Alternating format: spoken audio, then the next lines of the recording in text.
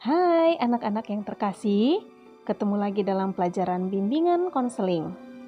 Hari ini topik kita adalah identifikasi karir. Dalam materi hari ini, kamu akan mengetahui tentang alasan orang bekerja, rencana setelah lulus, studi lanjut, dan identifikasi berbagai jenis pekerjaan.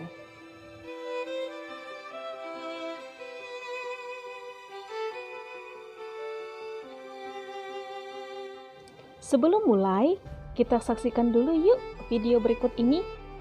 Video berikut ini tentang suatu profesi. Saya berharap setelah kamu menyaksikan video ini, kamu akan menjadi terhibur. Selamat menyaksikan ya. Setiap pekerjaan tentu memiliki tingkat kesulitan sendiri-sendiri, termasuk pekerjaan menjadi tukang bangunan. Pasalnya, tukang bangunan ini dituntut untuk bekerja dengan menggunakan tenaga dan juga pikirannya. Tidak bisa dipungkiri, bekerja di konstruksi bangunan memang membutuhkan fokus dan keseriusan.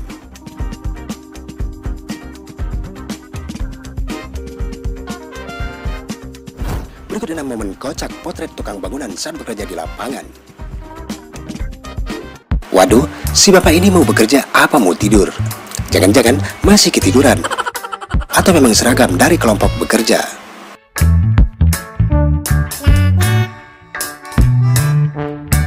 Mungkin karena kurang fokus, jadi salah ikat tali. Tapi, hati-hati ya Pak, jangan sampai nyawa Anda menjadi resikonya.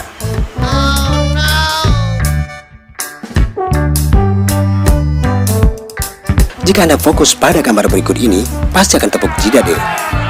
Soalnya, si rekan Bapak ini sedang membantu memegangkan papan yang lagi dipotongnya. Sehingga dia tidak sadar bahwa ia akan terjatuh ke dalam kali. Mudah-mudahan selamat ya.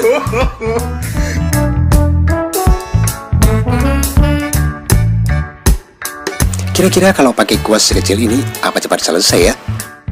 Sepertinya dia juga takut ditilang nih. Lagi ngecat, malah pakai helm.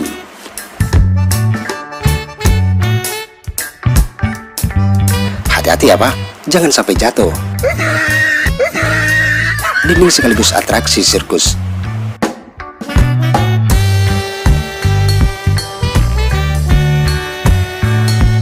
Solidaritas tanpa batas. Ini sih membutuhkan konsentrasi yang profesional agar keseimbangan tetap stabil.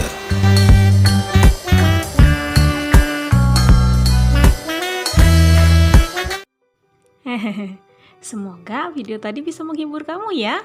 Nah, sekarang kita akan masuk ke materi kita yang sebenarnya. Yuk, check it out. Tujuan orang bekerja. Banyak tujuan orang untuk bekerja. Beberapa di antaranya akan saya jelaskan berikut ini. Yang pertama adalah dapat berdiri sendiri. Maksudnya, kamu jadi tidak bergantung pada orang lain dan kamu bisa menghidupi dirimu sendiri. Yang kedua, tujuan orang bekerja adalah mendapatkan pengalaman dan menambah pengetahuan.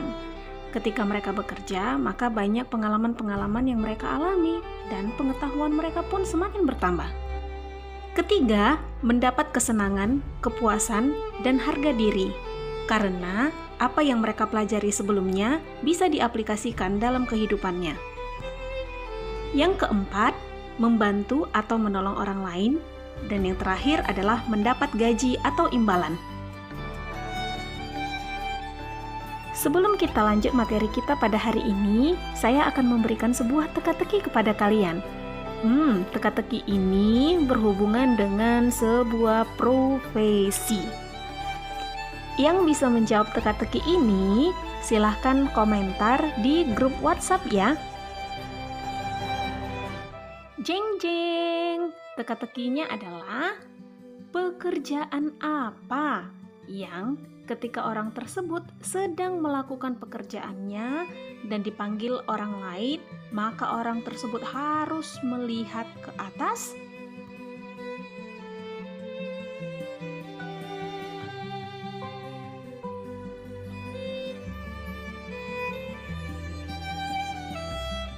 Sambil mikir-mikir nih jawabannya, kita lanjut materi kita ya.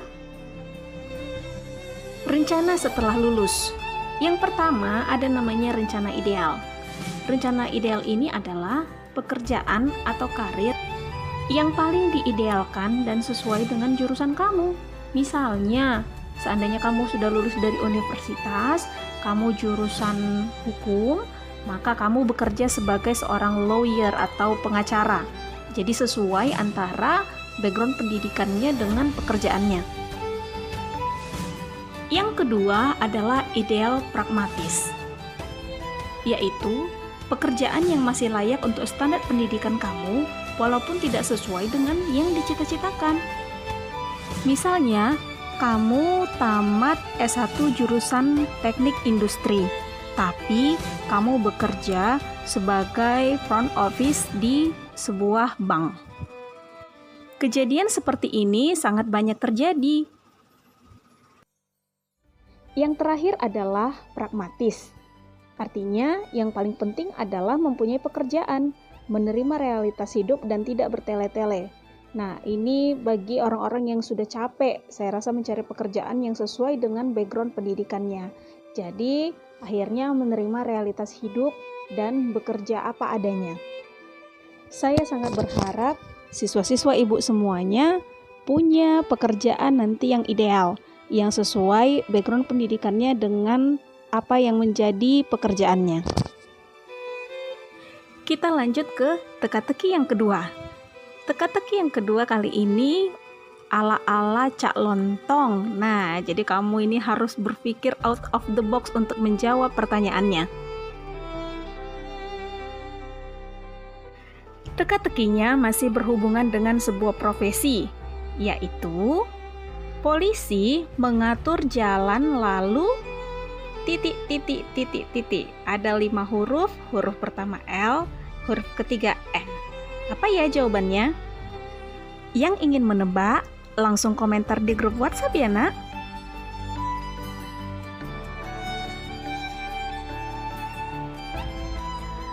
Studi lanjut. Untuk merencanakan studi lanjut di perguruan tinggi, ada banyak hal yang perlu kamu pertimbangkan.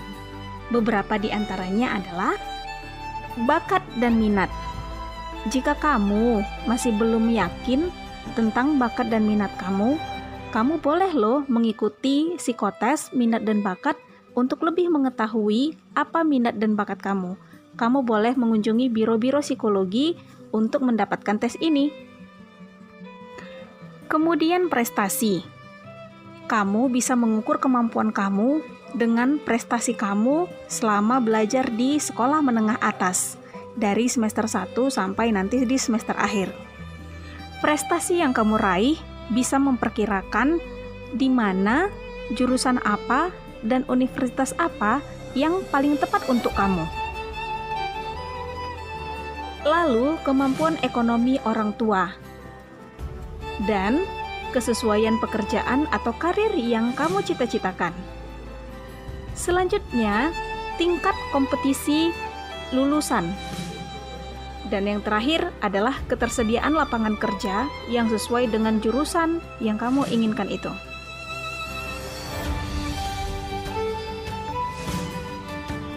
Sekarang, mari kita saksikan ya tips memilih jurusan kuliah. Tips untuk memilih jurusan sesuai dengan potensi diri. Yang pertama, menyesuaikan dengan keinginan. Kunci awal menjadi seorang yang sukses adalah memilih jurusan yang sesuai dengan keinginan. Kamu wajib mengetahui dulu minat dan passion terlebih dahulu agar tidak salah memilih jurusan. Misalnya nih, kamu memiliki ketertarikan kuat pada cabang ilmu sains atau IPA, maka bisa memilih jurusan yang tepat seperti kedokteran, biologi, kimia, dan lainnya.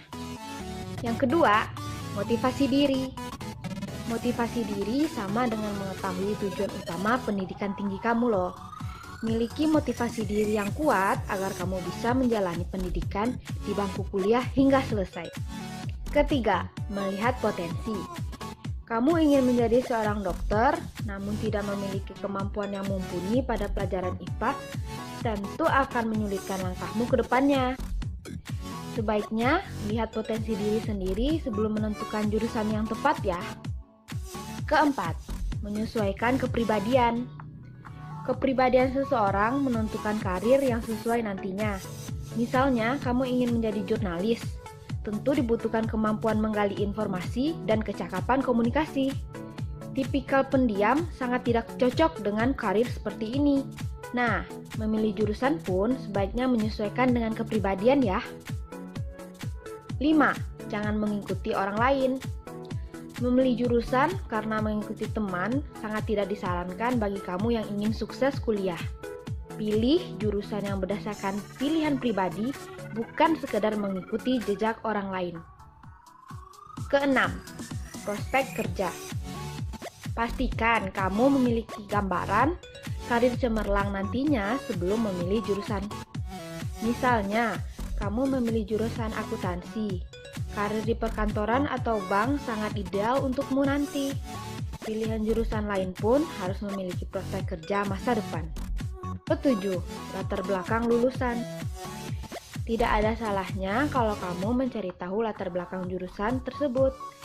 Selain mempengaruhi karir, latar belakang lulusan jurusan bisa memberikan pertimbangan yang lebih matang. Boleh juga melakukan konsultasi dengan orang yang berpengalaman di jurusan tersebut. 8. Akreditasi. Kalau kamu memang berniat kuliah di perguruan tinggi, cek kembali akreditasi jurusan tersebut, khususnya perguruan tinggi swasta.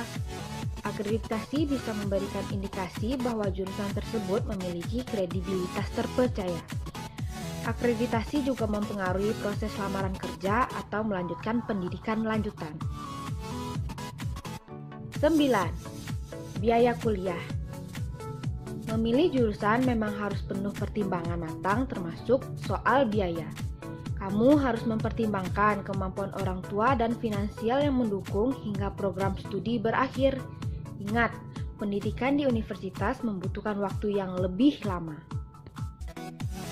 Nah, sekian tips yang dapat kita berikan untuk kamu yang ingin memilih jurusan kuliah. Semoga tips tersebut dapat bermanfaat bagi kamu ya. Sekarang waktunya untuk tugas. Berikut ini saya tampilkan banyak sekali jurusan-jurusan, yaitu jurusan-jurusan di perkuliahan. Tugas kamu adalah mengidentifikasi apa jenis-jenis pekerjaan dari masing-masing jurusan-jurusan itu. Contohnya nih, misalnya jurusan informasi dan komunikasi, maka pekerjaan yang tepat untuk jurusan informasi dan komunikasi salah satunya adalah menjadi reporter TV.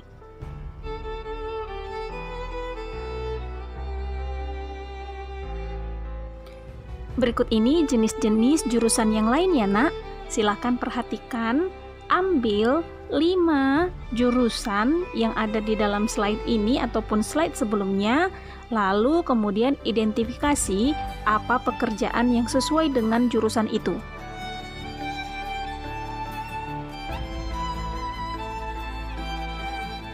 Coba perhatikan kembali penjelasan tugasnya ya nak.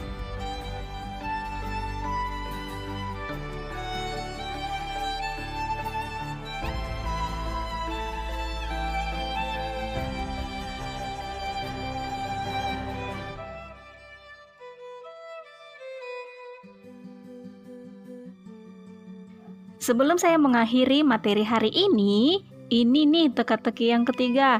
Konsentrasi ya nak untuk menjawabnya. Orang yang bekerja di rumah sakit, titik-titik, huruf pertama D, 5 huruf. Apa ya jawabannya? Baiklah anak-anak, sekian materi kita tentang identifikasi karir. Tetap jaga kesehatan dan tetap semangat!